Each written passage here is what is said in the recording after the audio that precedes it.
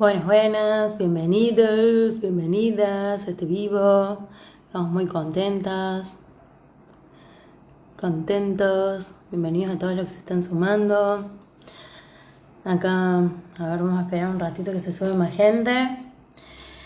Acá estamos muy contentos de este video, muy esperado, al menos por mí, porque vamos a estar charlando sobre tecnología y epilepsia. Así que bueno, para dar un poco de background, hoy vamos a estar charlando sobre los distintos dispositivos que hay alrededor de la epilepsia. Y veo que ya hay mucha gente unida y mucha gente que quiere charlar. Así que de una, súmense. Súmense y vayan contándonos desde dónde son, de dónde se están sumando y vayan dejándonos preguntas porque estuvimos anotando todas las que nos mandaron, pero si tienen nuevas preguntas, vayan dejándolas. Así que bueno, ese es el invitado. Hola Federico, muchas gracias por estar acá. Hola Ivana, gracias por la invitación. Encantadísimo de participar. No, por favor. Bueno, gracias. Voy a contar muy rápidamente de vos, que la verdad que tremendo todo lo que has hecho. Este, bueno, primero presentarte muy rápidamente que sos ingeniero, que tenés un doctorado en Ciencias y Tecnología de la Salud. Pero después nos vas a tener que contar un poco más, porque ahora estás viviendo, primero hiciste un doctorado en Dinamarca. A ver, para hoy, a ver si digo todo bien, vamos a ver si me sale. Dale. Fuiste docente investigador en neurociencias del dolor y tecnología de rehabilitación en la Universidad de Aalborg y en un centro especializado en neurorehabilitación que no voy a intentar pronunciar porque lo voy a decir mal. Y ahora sí, esa es mi especialidad. Y ahora, gerente técnico de producto en UNEEG Medical AS, una empresa de tecnología médica con sede en Dinamarca, pionera en tecnología para recolectar, monitorar y analizar datos en EEG, que es actividad cerebral para personas con epilepsia.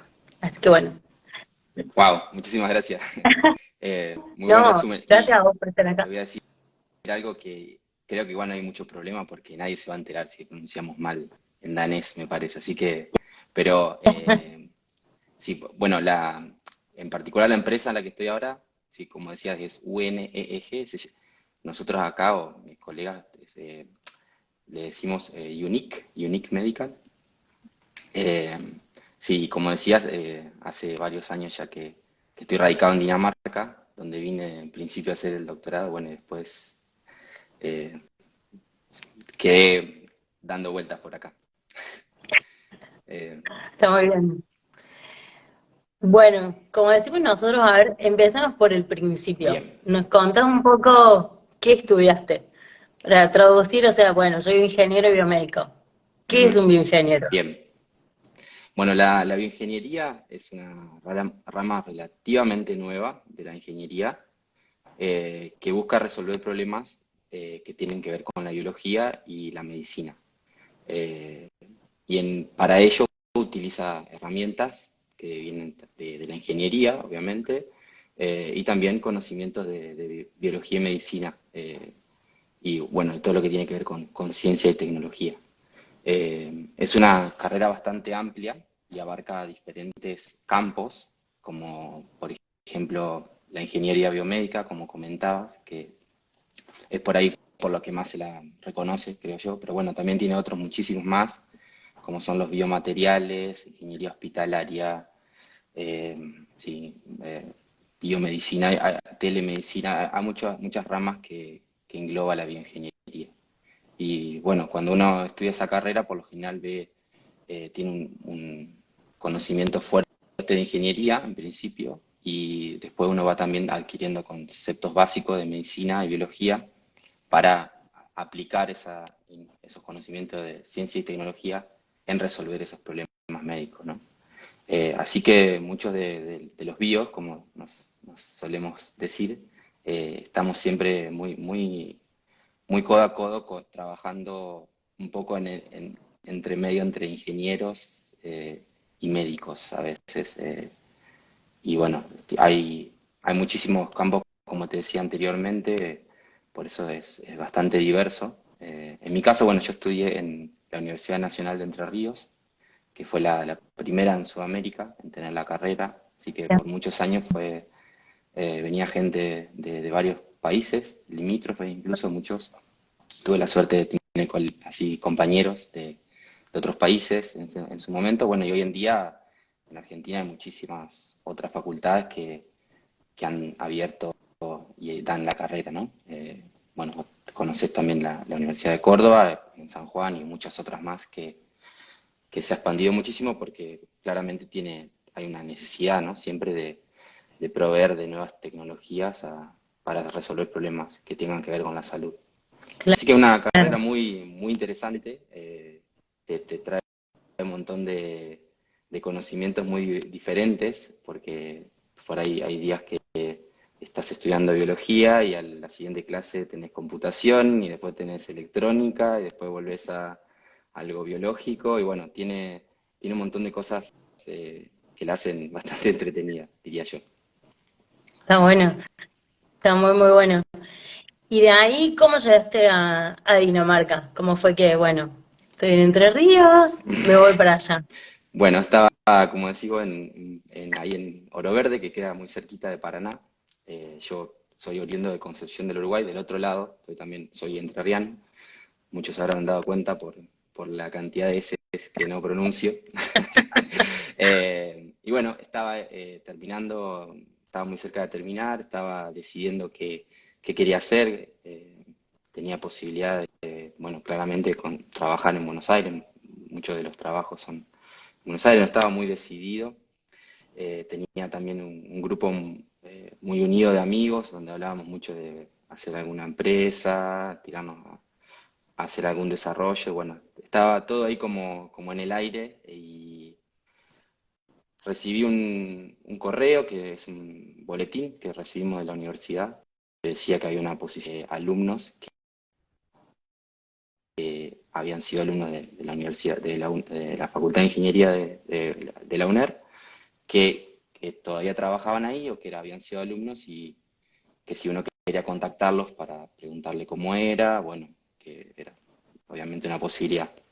Así que hablé con un par de ellos con los cuales después terminé trabajando y somos muy amigos, pero en sí me contaron cómo era hacer un doctorado en Dinamarca, las diferencias por ahí con cómo era en Argentina sobre todo me hablaron de cómo era el grupo de trabajo.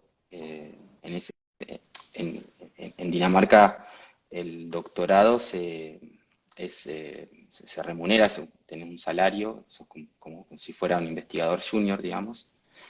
Así que eso me permitía venir con un trabajo. Y medio que, bueno, eso me pareció interesante, eran 3 años en principio.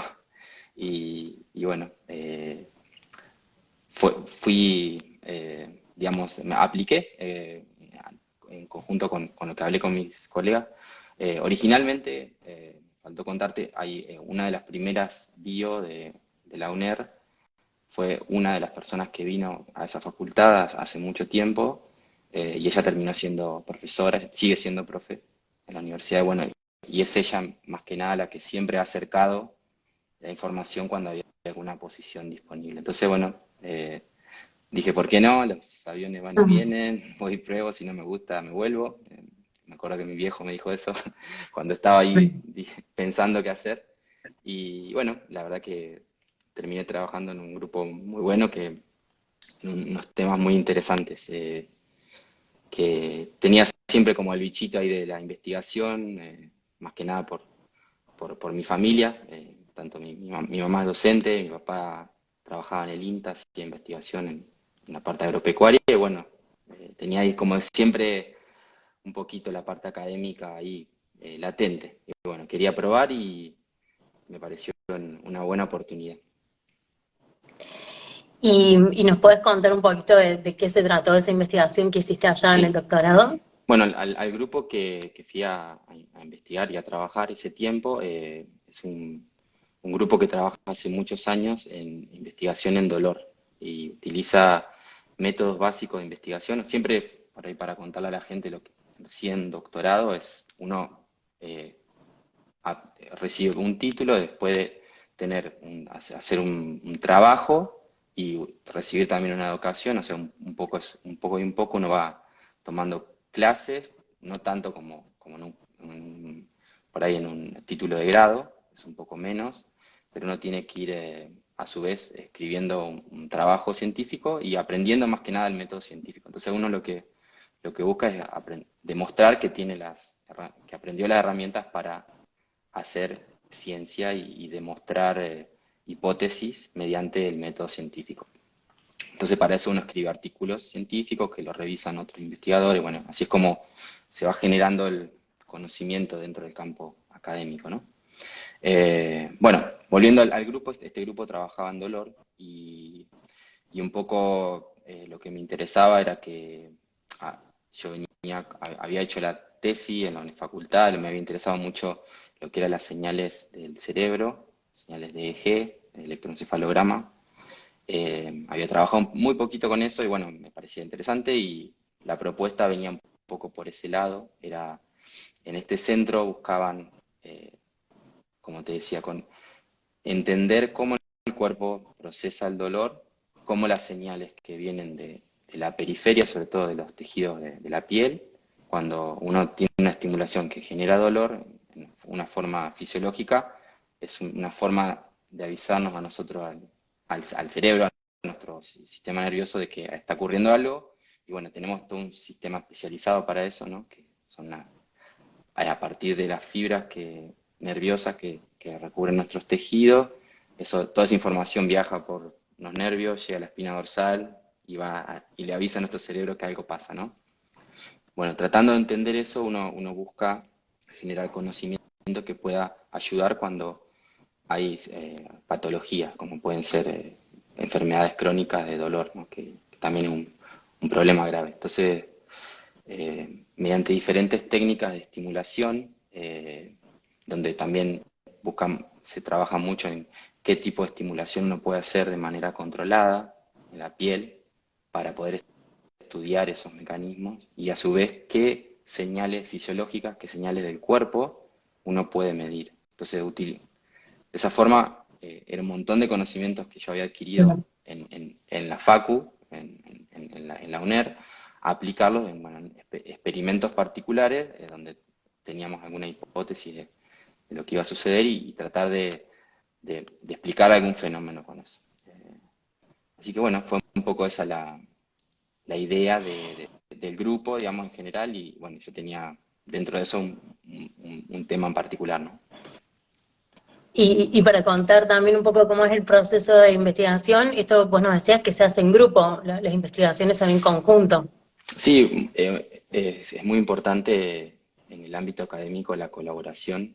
Uno siempre, sobre todo cuando está aprendiendo, que cuando sos alumno de doctorado, incluso luego que ya uno se recibe por ahí, que ya tiene la herramienta y hay lo que se llama postdoctorado, que son cargos por ahí más cortos para seguir haciendo investigación, uno siempre busca trabajar en conjunto, colaborar para compartir ese conocimiento y bueno, se trabaja desde la creación de la hipótesis, que sería qué pregunta queremos responder, hasta después cómo uno lo va a hacer, qué método vas a usar, cómo vas a planear ese experimento. Experimento a veces suena muy laboratorio, ¿no? Pero a veces puede ser una encuesta, puede ser simplemente, sí, como te decía, entrevistas, si es algo más cualitativo, se llama.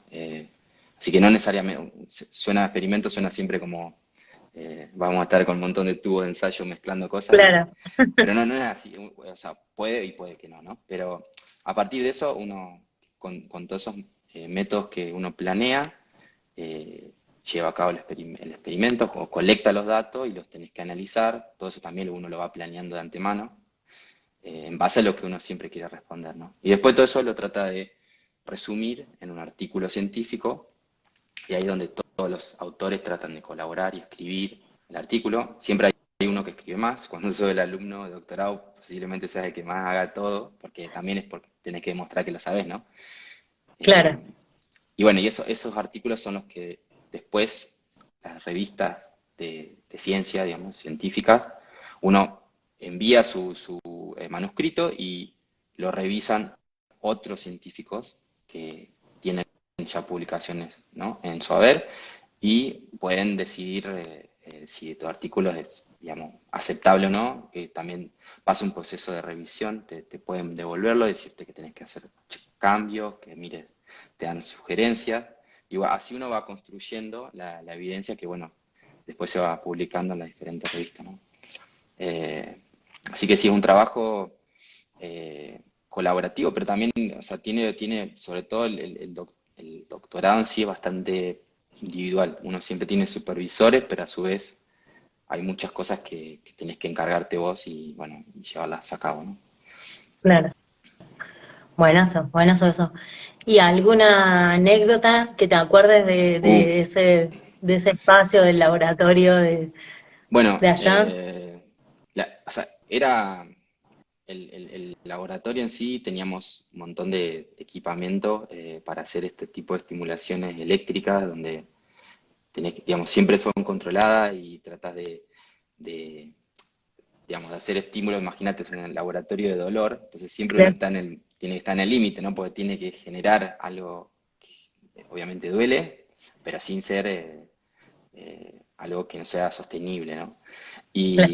Y bueno, recuerdo mucho en esos test, éramos un grupito justo de argentinos que estábamos juntos y nos hemos dado algunos chutazos interesantes con los estimuladores, pero bueno, era una forma de probar, ¿no? Que todo cuando llamemos a las personas que tenían que participar no le pase nada. Así que sí, Claro.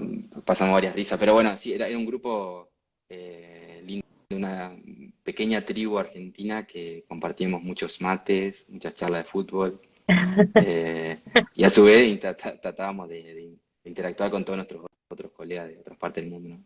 Claro, buenísimo. Eso de la cantidad de gente que debe haber ahí trabajando, eso también está muy bueno. Sí, es genial y creo que es súper enriquecedor también. O sea, muchos chicos que hacen su doctorado en Argentina también tienen muchas veces la posibilidad de hacer una estadía fuera por unos meses, a trabajar en otro laboratorio y es muy común. A mí me pasó, incluso estando acá, fui 5 meses a Londres a trabajar en un laboratorio, también estuve en Bélgica. Y está buenísimo porque obviamente cambias de aire, conoces gente nueva, otra forma de Claro, trabajar, está buenísimo y bueno, te abre un poco la cabeza, ¿no? Como te ayuda a entender, muchas veces uno generaliza cierta bandera o a gente que viene de algún país y a veces te ayuda a confirmar, o bueno, o no esas generalizaciones, pero es siempre interesante, me parece, está buenísimo. totalmente. Bueno, para los que se acaban de unir, les contamos que estamos con Federico Arguizaín, espero haber pronunciado bien tu apellido, que es Ujú. bioingeniero, que tiene un doctorado en Ciencias y Tecnología de la Salud y que nos está contando un poco sobre su vida, su experiencia, y estamos hablando de tecnologías y epilepsia y un poco de ciencia también. Bueno, estábamos hablando de todo lo que fue tu doctorado, sobre todo en dolor, y cómo pasaste a epilepsia. Bien.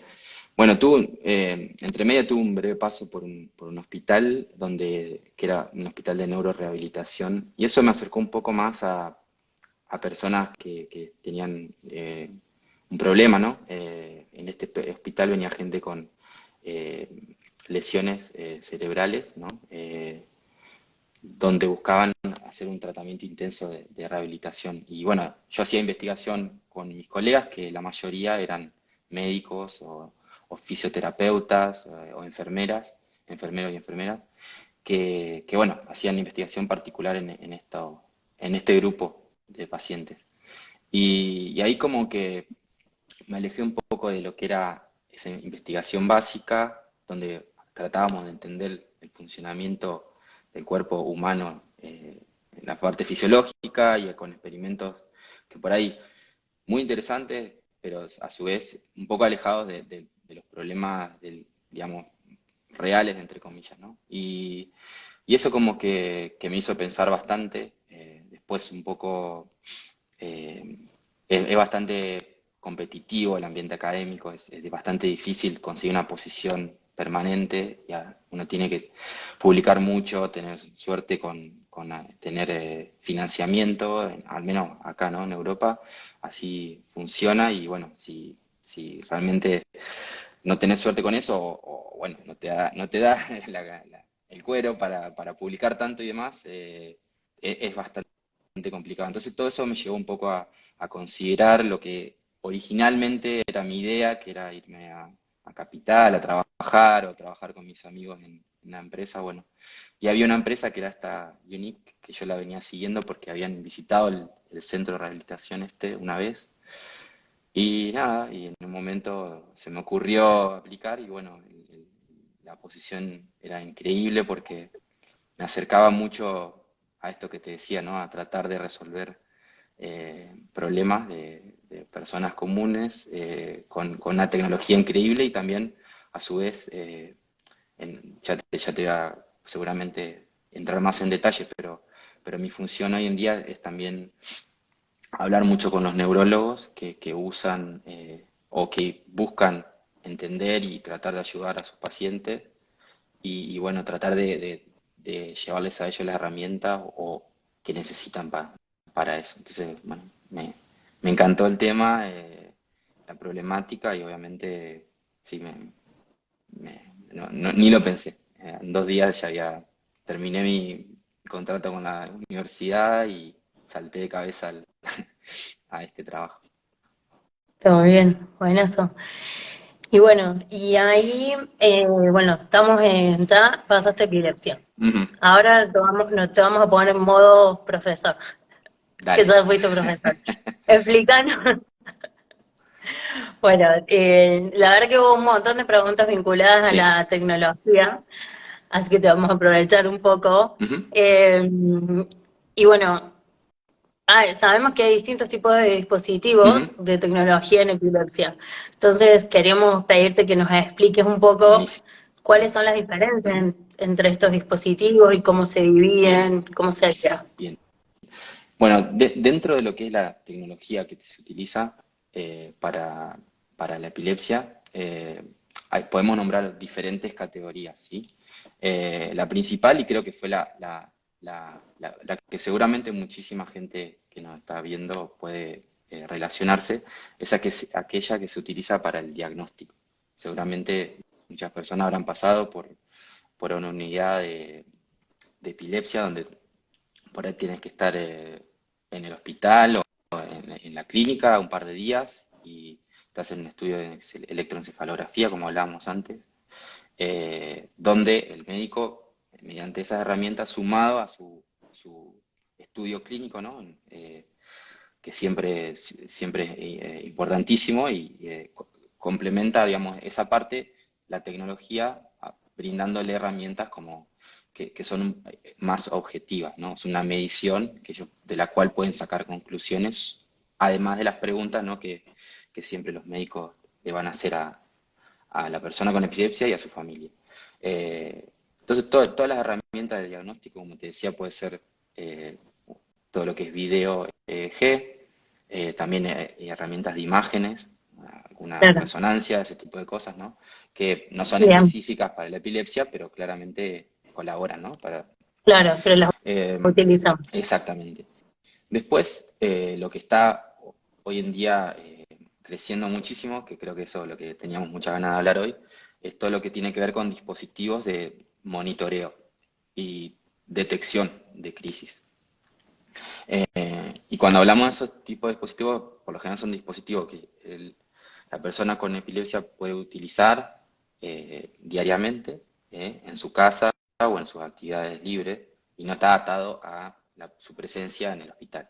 Eh, Claro, de esos tenemos un montón, que ahora podemos cubrir un montón de tipos, y lo que buscan de vuelta esos dispositivos es, mediante la medición de ciertos parámetros fisiológicos, tener una medida objetiva que, por un lado, si es para monitoreo, pueda registrar cuando una persona tiene crisis y complemente el registro propio que hace la persona de su diario, ¿no? Que siempre, seguramente a todos los que escuchan también se le habrán pedido que tienen que llevarlo, ¿no? Que es muy importante para los neurólogos y los médicos para poder brindar un mejor tratamiento. Siempre, cuanto más información tengan, mejor. Entonces, un poco lo que busca toda esta tecnología es complementar eso, ese trabajo detective que tienen que hacer, tratando de buscar qué es lo que pasa en casa, que ellos no tienen ojos ahí. Bueno, ayudarlos un poco con herramientas extra.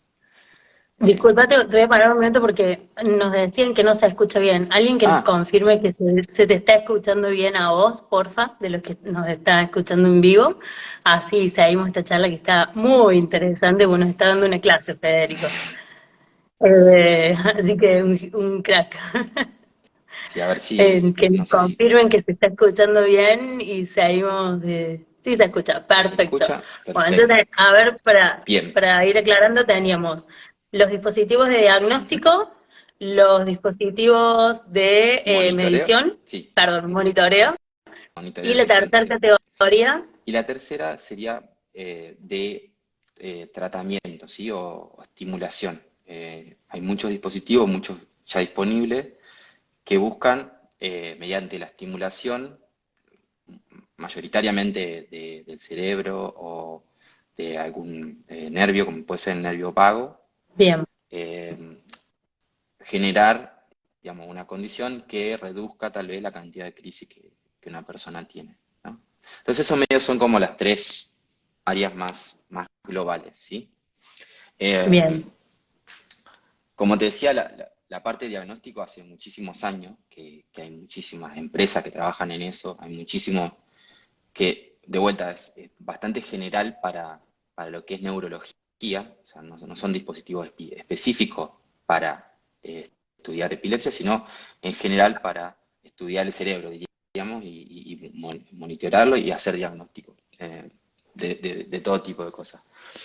En cambio, los dispositivos, como te decía, de monitoreo son bastante nuevos. Y lo que buscan, por ahí, mucha gente por ahí lo puede relacionar con...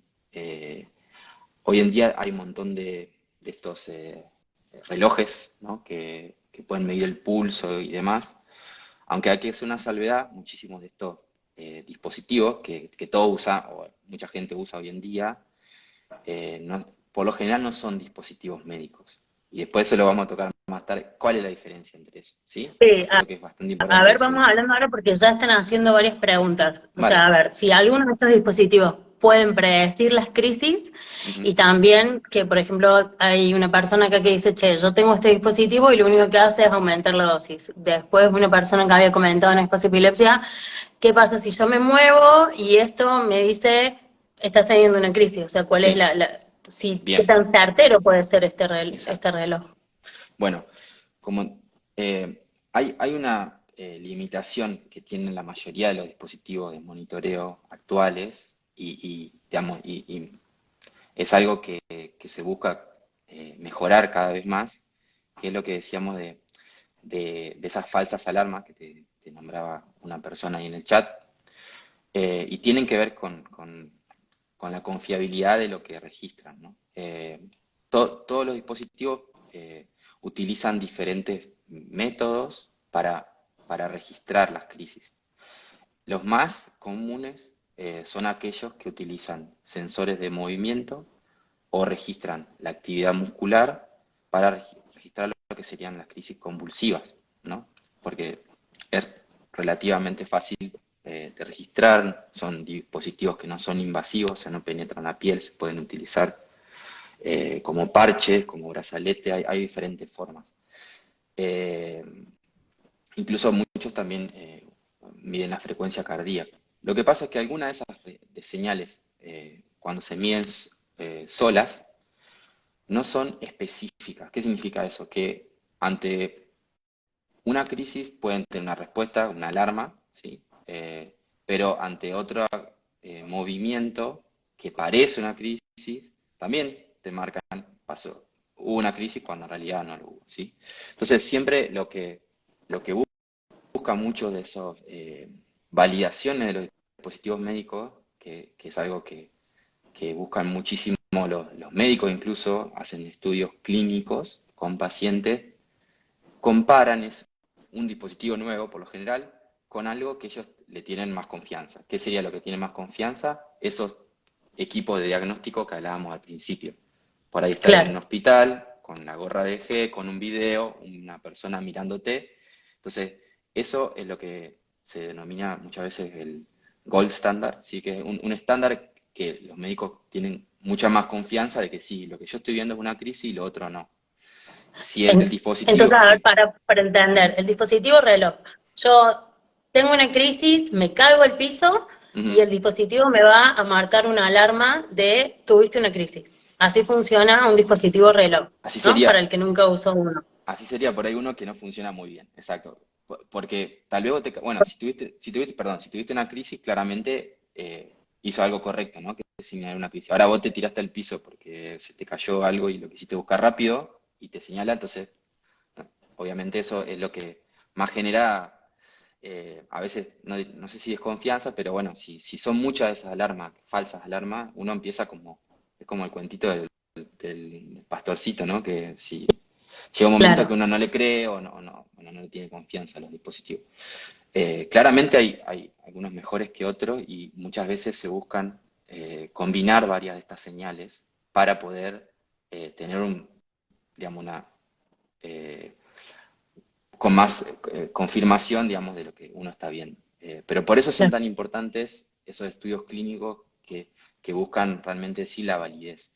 Y en eso siempre la mejor persona para ayudarlo a uno es el médico, porque ellos tienen siempre la capacidad de ser críticos con eso y muchísimas veces tienen recomendaciones a partir de su, digamos, lo que serían grupos más grandes de opinión, de neurología, ¿sí? O federaciones donde ellos tienen discusiones y por ahí llegan a la conclusión de que un método u otro es mejor que otro y bueno, así es como uno puede apoyarse. Entonces siempre, obviamente, como calculo que es algo bastante repetitivo en estas charlas, pero siempre lo mejor es discutirlo con el médico. Porque también otra cosa que no nombramos es que hay crisis que no todos los dispositivos se van a ajustar a todas las personas y a los diferentes tipos de epilepsia.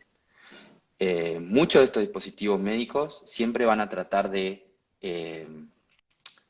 medio decirte con anticipación para qué tipo de epilepsia puede funcionar, para qué tipo de crisis se detectan mejor que otras. Entonces, eso también es muy importante a la hora de buscar uno.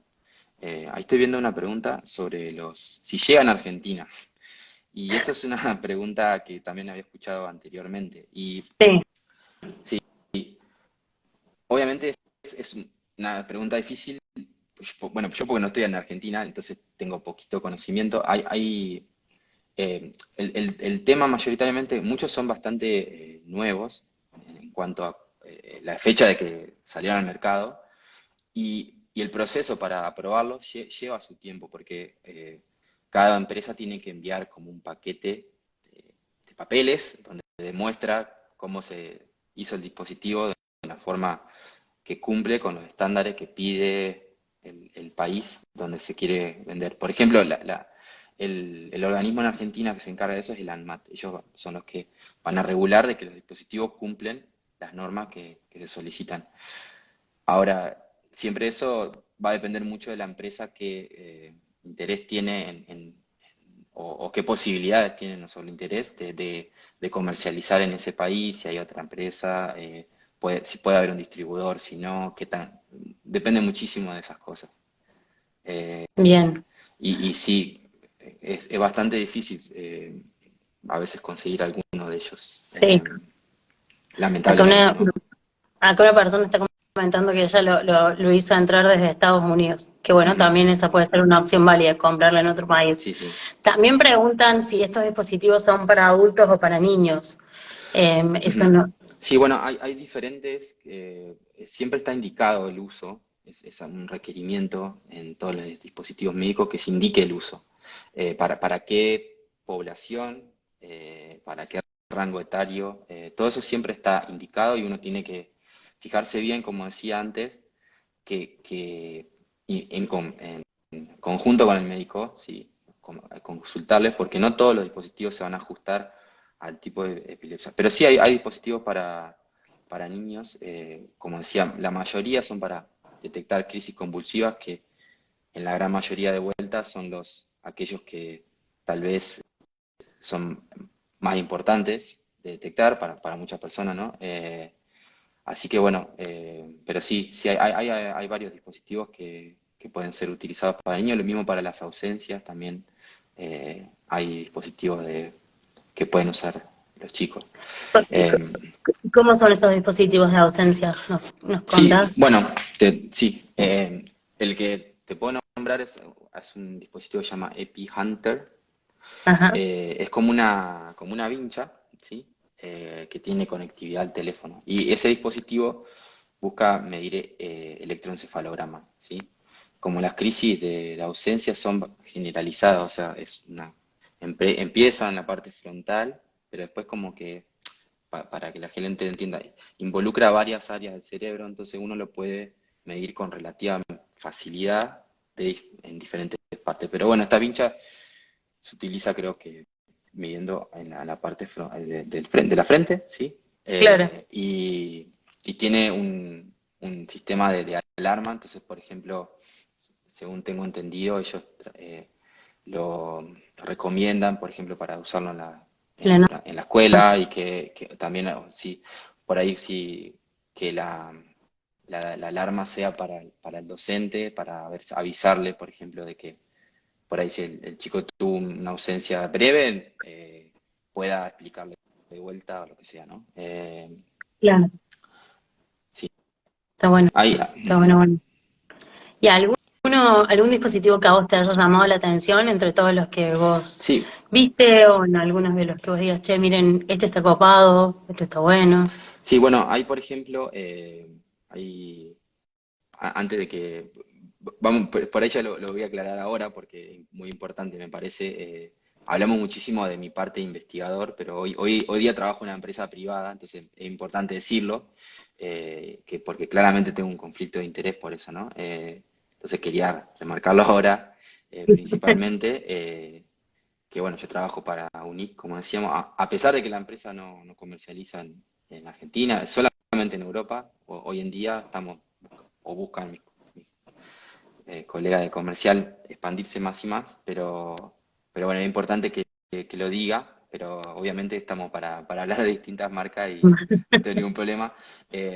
Bueno, un dispositivo que me llamó mucho la atención es uno que se llama Night Watch, o sea, como vigilante de la noche, sería la traducción, ¿sí? Es un dispositivo de Bélgica que se utiliza, es como un brazalete y es un dispositivo de alarma también para avisar de crisis convulsivas rápidamente también está indicado para niños sobre todo, a un familiar rápidamente o incluso eh, puede llamar a un teléfono de emergencias directamente. Me llamó mucho la atención los resultados de sus estudios y están muy bien hechos, así mismo como de P-Hunter tienen si uno lee su artículo científico de cómo se llevaron a cabo las pruebas en diferentes hospitales, que es muy importante eso, no solo probar en un grupo selecto, sino varios hospitales con eh, bueno, un diseño de estudio muy bueno y resultados muy buenos. Eh, de vuelta, esos son dispositivos de detección en el momento, cuando la crisis sucede, eh, ahí es cuando el dispositivo va al minuto, a los pocos segundos, no tengo bien en claro cuándo, pero tan inmediato como se pueda, avisar con una alarma. Claro. Sí, Y en cuanto a todo esto es detección y en cuanto a sí. predicción, ¿hay algo que esté dando vueltas en el mercado? ¿Algo? Mira, hay cosas, hay algún dispositivo, creo que la EpiFest pasada estuvo un grupo de una empresa España, MJN, creo que estuvo presentando su dispositivo. Yo tengo poco conocimiento de ellos o no he visto mucho su trabajo, pero sí sé que ellos hablan de predicción o al menos de darte un pronóstico diario de cuál es la probabilidad de tener una crisis ese día o en el corto plazo. Insisto, no tengo mucho conocimiento de cuál es su eh, performance, vamos a decir, cómo funciona, pero bueno, es lo que dicen. Insisto, también tienen un bien definido para qué tipo de epilepsia, ¿sí? Por lo general también, creo que alguien lo nombraba en el chat, así veía, perdón, no estoy mirando, tengo el teléfono medio lejos, así que me cuesta a veces mirar las preguntas, pero veía que alguien nombraba la epilepsia refractaria. Muchas veces, muchos de estos dispositivos en general buscan, digamos, ayudar o brindar herramientas más que nada para ese tipo de crisis que por ahí están sin controlar, porque claramente aquellas que están bien controladas con la medicación, posiblemente estos dispositivos no sean tan útiles y bueno, depende mucho de lo que también el médico piense. Puede ser también para una forma de constatar de que la medicina está funcionando. Y ahí por ahí es donde podía introducirte lo que hacemos nosotros en Unique. Dale. Porque el dispositivo que tenemos en Unique, hay varios, o sea, nosotros somos el primero que salió al mercado, sí, hay otros varios en desarrollo con similares características, pero todavía no están disponibles. Son dispositivos de monitoreo que buscan registrar cuántas crisis uno tiene y lo hacen a partir del EEG, pero de una forma bastante particular porque se utiliza un implante que es mínimamente invasivo. ¿Qué significa mínimamente invasivo? Que es una cirugía con anestesia local muy breve para introducir este implante por fuera del cráneo. O sea, siempre está por debajo de la piel, pero por afuera del cráneo. Es un procedimiento bastante sencillo, dura 15-30 minutos. Y a partir de eso, la persona puede usar un dispositivo externo para comunicarse con ese implante y registrar las señales de EEG durante todo todo el día o todo el tiempo, ¿sí? Eh, y lo que busca eso es generar un registro continuo que después el médico, el especialista, pueda revisar y contar cuántas crisis han sucedido en el tiempo pasado y a partir de eso tal vez ajustar algo en el tratamiento digamos, seguirlo. Y como decía anteriormente, también siempre en complemento con las preguntas, la parte clínica, el diario de cada persona, pueden eh, tener esa información extra objetiva, porque claramente es lo que está midiendo el cerebro, para ajustar el medicamento, el tratamiento. Claro.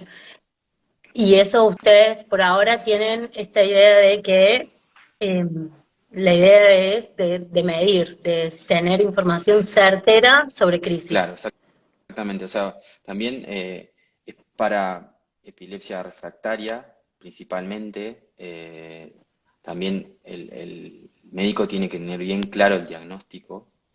Principalmente hoy en día no es lo único, pero están más que nada, o los casos que más se benefician son aquellos donde hay un foco temporal, o sea, de algún del lado, ¿no? Del cerebro, donde Claro, inicia la sí, crisis. digamos, ya, mira, la crisis me da acá, me lo colocarían de este lado, si la crisis me Exacto, da acá, me lo colocarían de este lado, sería exacto. así. Y en base siempre a algún registro previo de G con todo ¿no? el sistema que uno usa Claro, usualmente en el hospital para hacer esos controles rutina.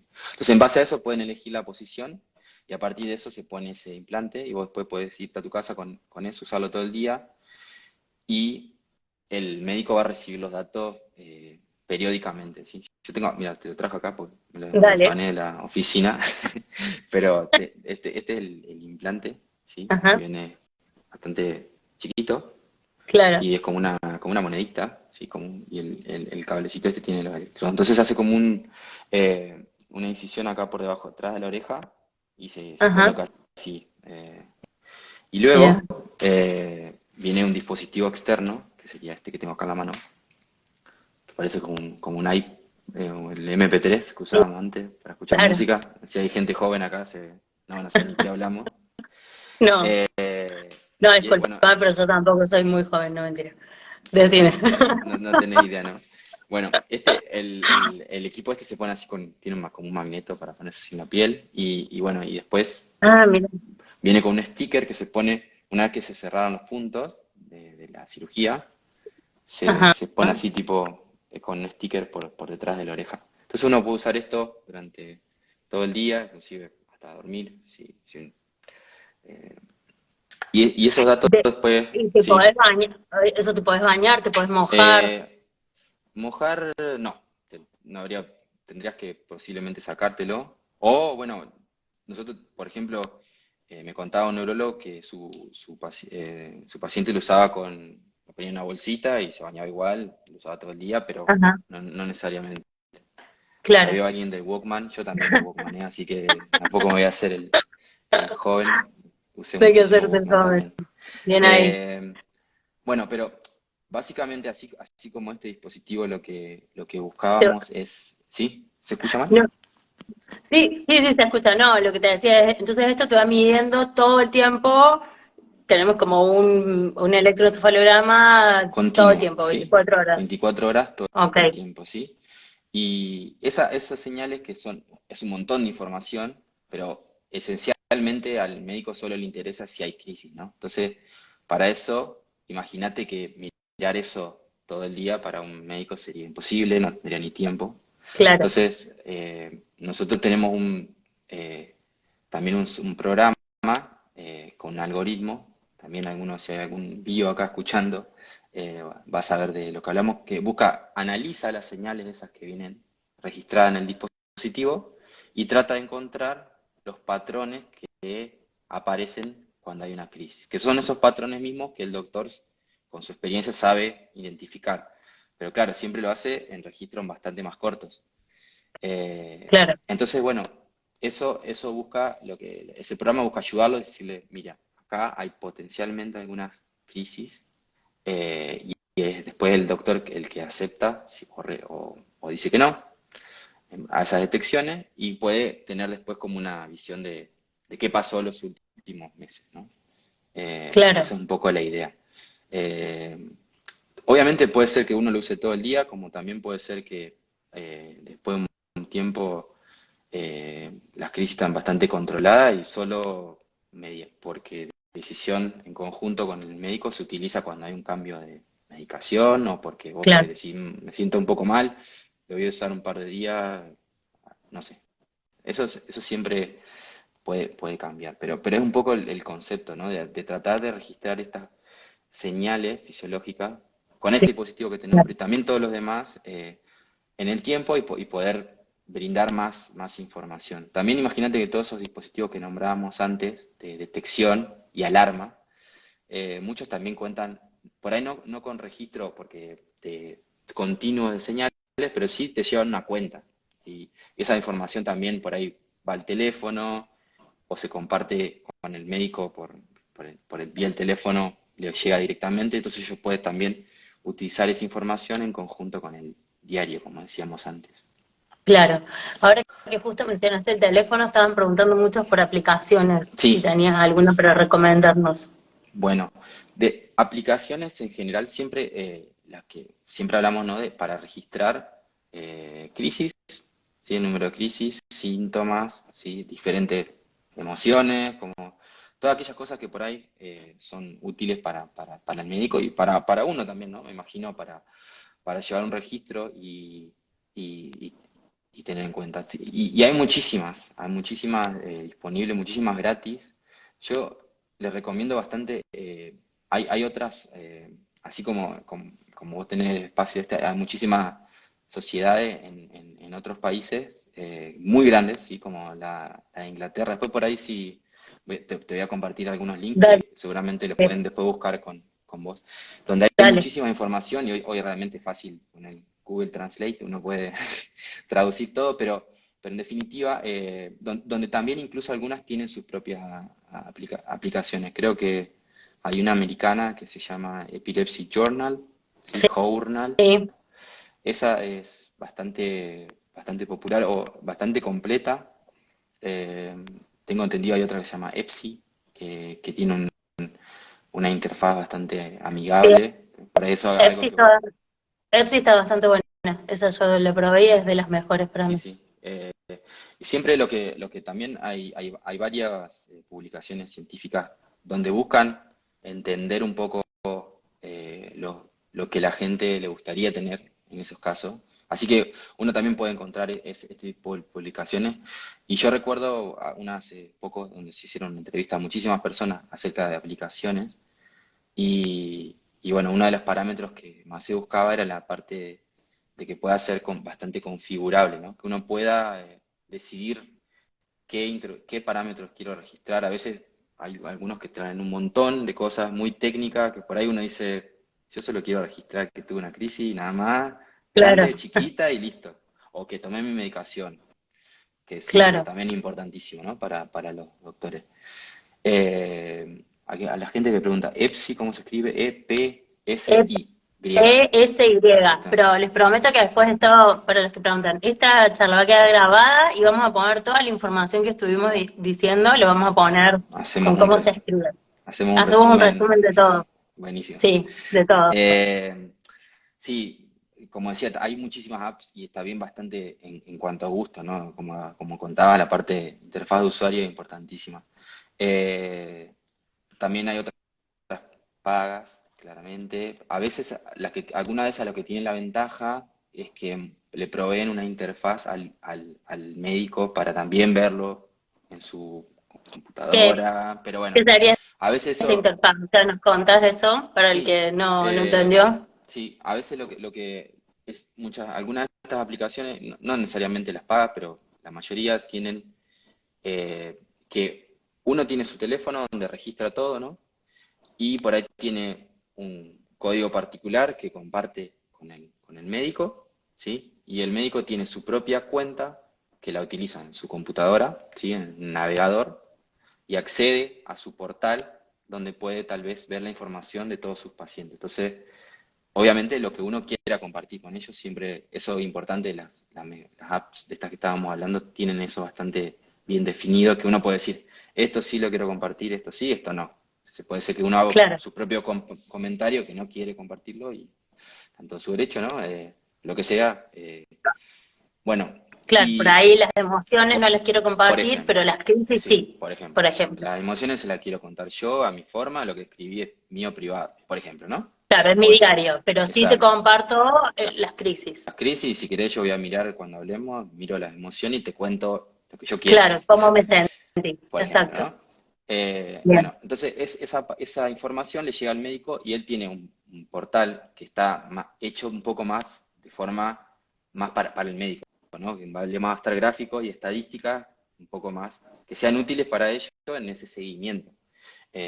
Porque claro, la interfaz para la persona que tiene, es importante que sea buena para introducir datos, por ahí sí, ver algún que otro gráfico, pero para hacer el seguimiento más profesional, obviamente es otra interfaz. Bueno, y algunas de estas tienen esa posibilidad, pero claramente eso es algo que el médico tiene que iniciar, ¿no? Buscar ellos Claro. posiblemente, tal vez alguno lo encuentre, se lo quiere comentar, pero obviamente ellos necesitan tener esa herramienta. Si no, muchísimas de estas otras aplicaciones que les contaba también permiten imprimir un PDF o Claro, subírselo a su propio email o tenerlo a mano para mostrárselo al médico cuando uno va a la consulta, ¿no?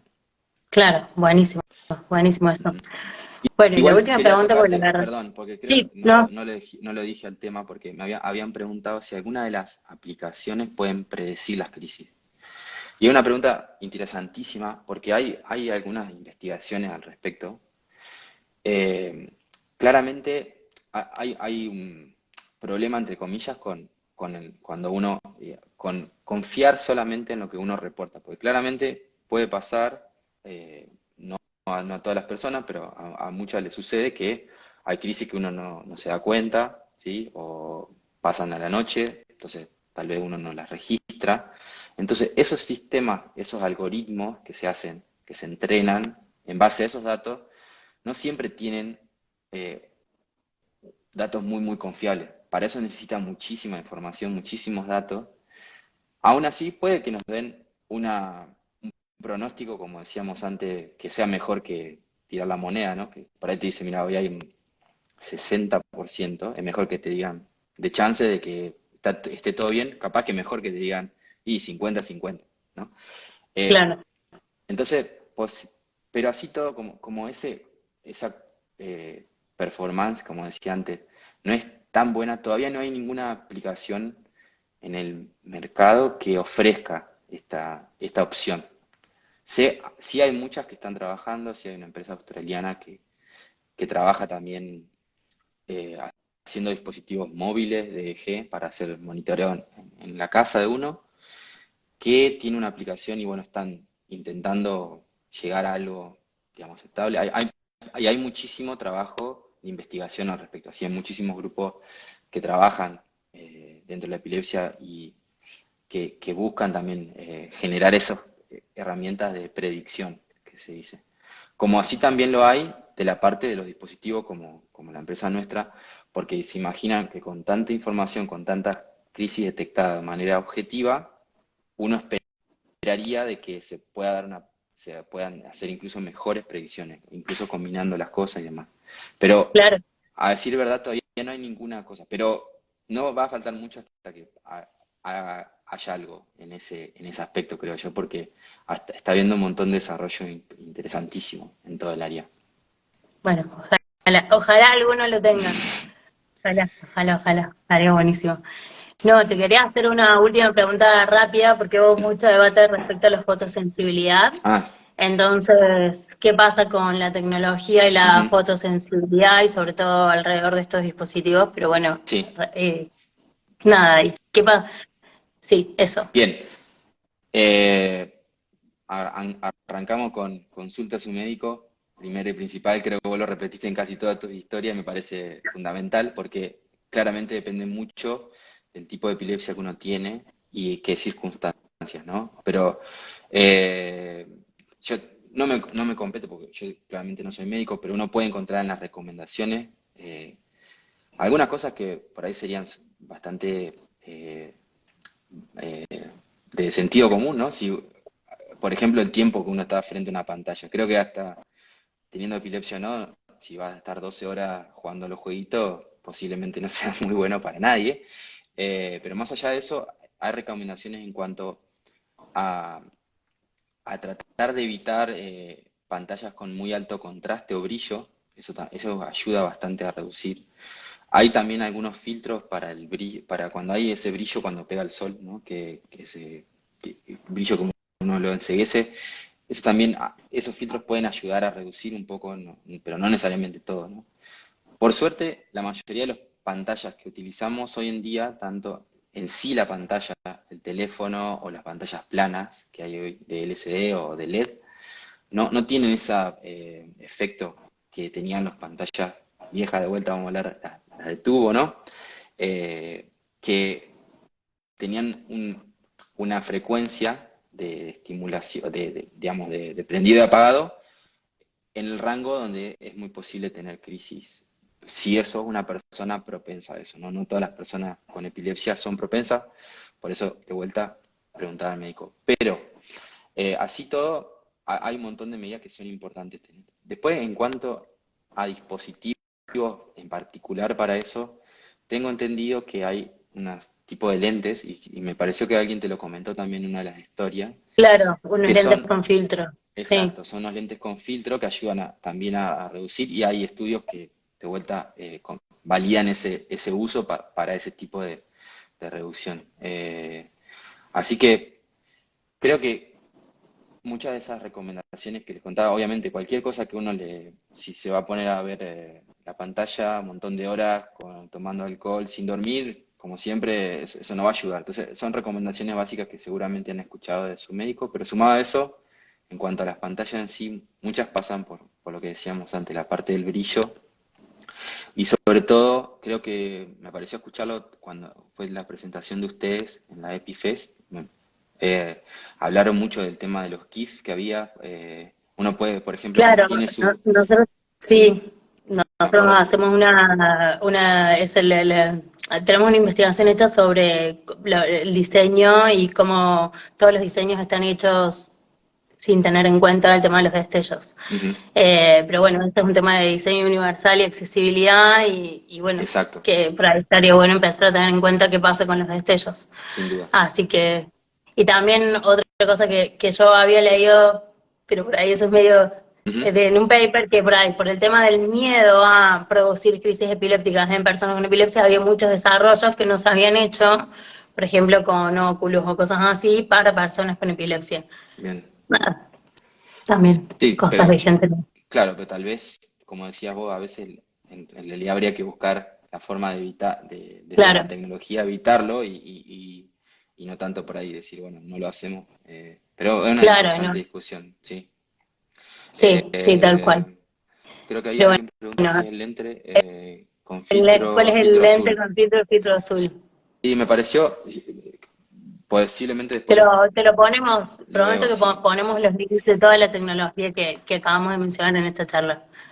Pero bueno, agradecerte, Federico, por todo lo que nos contaste, por la clase que nos diste, porque la verdad que es un crack. Muchísimas Clase de acá gracias, Oriana. de tecnología, genio.